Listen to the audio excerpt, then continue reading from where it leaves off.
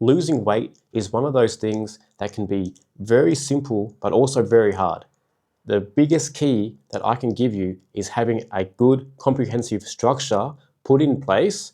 That's going to be the big difference in getting the results that you want and actually being able to stick to it long term. So let's get into it. The first thing is going to be talking about the fuel, what's going in and out of your body. So what I want you to prioritize is going to be protein and it's going to be calories. That's the two biggest things that's going to get you the results that you want. So for protein, we're going to aim for 1 gram of protein per pound or 2.2 grams of protein per kilo. That's going to help us really retain the muscle that we have already, and it's not going to just be lost and wasted as we lose weight and diet down. We don't want that. We want to look good once we reveal our bodies. We want to keep our muscle. Otherwise, what will happen is we'll actually lose muscle along with the fat as we diet down, which will mean you'll have to end up losing a lot more weight to actually get to your goal weight, because you're not going to be at the body fat level that you hope for at that lighter weight because you've lost muscle alongside of it, right? So that's a very important key. Structure your meals around protein. The next thing is going to be calories. So how many calories should you have?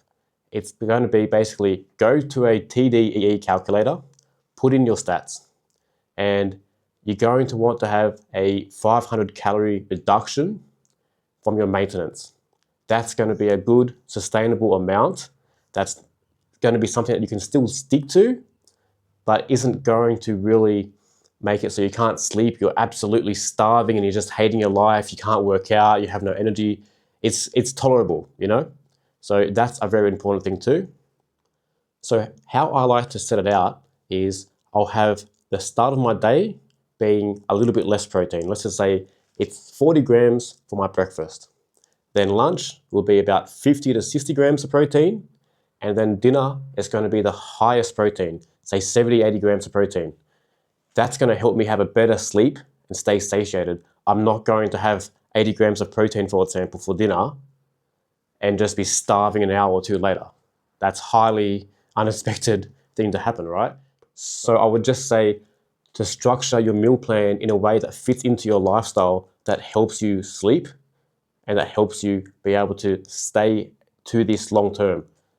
If you don't like eating in the morning, don't eat in the morning. Fast. If you are someone like me that struggles with cravings at night or just being really hungry, maybe in the middle of your sleep, I'll have a much bigger meal at the end of the day rather than the start or lunch. I'll kind of ramp myself up over the day. If you are someone that really needs to have a little snack each day to be able to stick to a plan like this for a long time, or just this is your new lifestyle, right? I would simply say make it a 200 to 300 calorie amount of snacking once a day, one little window, and that's all you do. You don't need to constantly snack all day. You'll be full anyway having that much protein. But if that's a little thing that you can look forward to, just make sure that you're very strict about tracking that and making sure it fits within the confines of your calories in the diet that you're having. And that might be something that can help a lot of people stick to a cutting type of plan long term. And the final thing about nutrition is I just want to say, when it comes to water, the general recommendation is about 2.1 liters for women, 2.6 liters a day for men, but that's not including any exercise. So normally, if you're going to work out, it's about 500 mils to 1 liter of extra water if you do work out, and which I highly recommend. And if you're in a hotter climate, obviously you might drink a little bit more than that again, but if you're in a cool climate, you might drink a bit less. So just use your logic and reasoning around that. But just keep your water up as well, because water is very important. So fats are going to come out through sweating, through your urine, through breathing, things like that, right? So you want to be moving, you want to be sweating, you want to be able to go to the toilet multiple times a day from all the water you're drinking. It's good for you. Get that into you. Make sure the water is also something that you track and don't underdrink. Okay, now the second thing is when it comes to working out, please don't go and just start doing non-stop spin classes and just working yourself out so hard you can't even lift yourself off the ground. That's not going to help you burn that much more calories. It's not going to do as much as you think it does. It's at best the icing on the cake, but why burn yourself out and destroy yourself every day just for the icing on the cake? We can get the entire cake by doing much simpler things. That'll get you 95% of the results anyway. So work out in a way that's highly efficient, that you can recover from, still go to your job, have a lifestyle, hang out with your partner, hang out with your friends, and not be hobbling around, barely able to get out of bed because you're having a crappy sleep from all the overtraining you're doing, maybe having some injuries and things like that. You don't want that. Keep it simple. So I highly recommend you do your workouts like this. You either do 3 or 4 days a week for strength training. Remember, workouts are there for your muscle, for your performance, for cardiovascular health. Don't think of it as a fat loss thing. What I'll do is I'll do full body 3 times a week, or you can also do an upper lower full body, or you could do upper lower 4 times a week. That's something that would fit into most people's lifestyles, and I would just stick into keeping it simple and something that you can maintain for a long time and just stick to the same workouts. You don't need to be changing exercises all the time. You just need to be tracking your lift, your performance, things like that, right?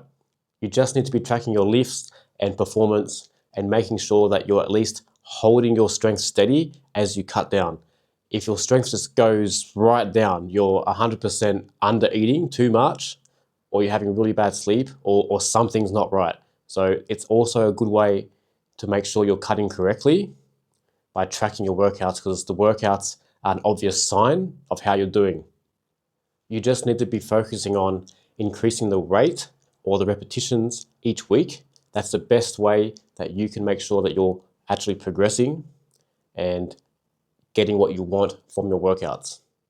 Now, the third thing is going to be your NEAT, your non-exercise activity thermogenesis. So we need to keep your steps up. I'm going to say roughly 10,000 steps a day to start. As time goes, obviously increase that. Steps and just the things you do outside of the gym is actually going to be one of the best things that you can do for fat loss when it comes to movement. It's not going to be what you do in the gym. What you do outside the gym is always going to be the best thing for fat loss.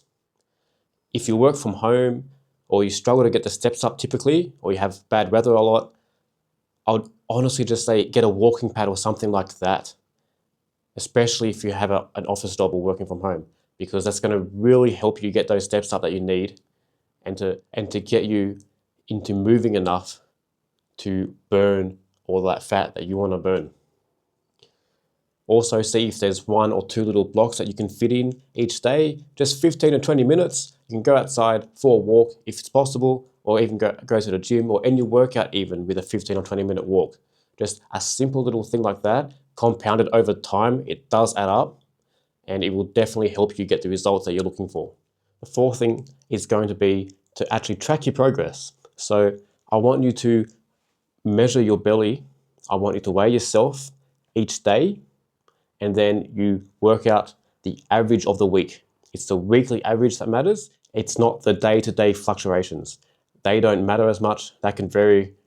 Don't worry about that. So weigh yourself in the morning after you've gone to the bathroom every single day at the same time. And then at the end of the week, make the total, divide it by 7, and that's your weekly average for that week, right? And then you just do the same thing. And you just want to see a steady decline around 0.5 to 1% of your body weight each week. And if you have the money to do so, and you have one available to you, please go get a DEXA scan. That's going to really make sure that you're on the right track. Once every 8 or so weeks, get a DEXA scan just to see how you're moving, the muscle mass that you're retaining, everything like that. It's going to be a really good thing for you to do, as long as you can afford it, of course. The last thing I want to talk about is having a mental shift of how you view yourself. So really don't take in what people used to say about you, what you used to say about yourself. Maybe you're overweight and you had negative things to say. I want you to instead say, hey, this is who I am now. This is the structure that I follow because of the values and beliefs that I have in myself. It's really important to start identifying as that better person that you want to be, that has those standards and has that structure that you can implement into your life in a way that you can truly stick to it and just have that faith and belief in yourself. And it doesn't need to be something that's a torturous thing to do. You can simply view it as, hey, I love feeling this way in my body now. I love having all these high quality nutrient foods coming into my body. I'm feeling good. I'm sleeping better. You don't need to start relying or feel like you're missing out just because you're not eating chocolate or because you're not drinking. Those things don't make your life better. It's a short little hit that then makes everything else worse afterwards for a lot longer. Don't focus on the short little dopamine hits. I want you to really change who you are as you go throughout this and start identifying as the person that you wished you were. And if you do it long enough, you will become that person. And it's really important just to make sure that this is something that you can just stick to on a consistent basis, based on your values that have changed, based on a structure that you've made that you can fit into your lifestyle. It doesn't feel like a bad thing, okay? It has to feel something that becomes natural and a new upgrade of your life, so to speak.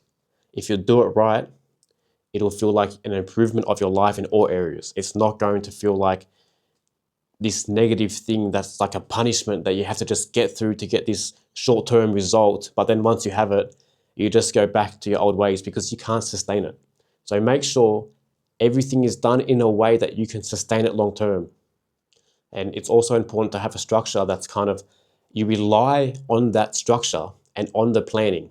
You don't need to rely on yourself anymore. Once it's there, you just implement it and follow it. There's nothing else you need to do. No more decision fatigue. You just have something that you can follow, and that's all you need to do. So I hope that helped give you a little bit of the foundational work to get you started and make this a new way to live your life. This is not a short-term thing. It's having respect and self-love for who you are and having enough of that to make a plan that you can stick to for the rest of your life to have a better life. A life of abundance, a life where you feel amazing in your body every single day. That's what I want for you. Good luck, and I hope that this video reached you and helped you out. Catch you in the next one.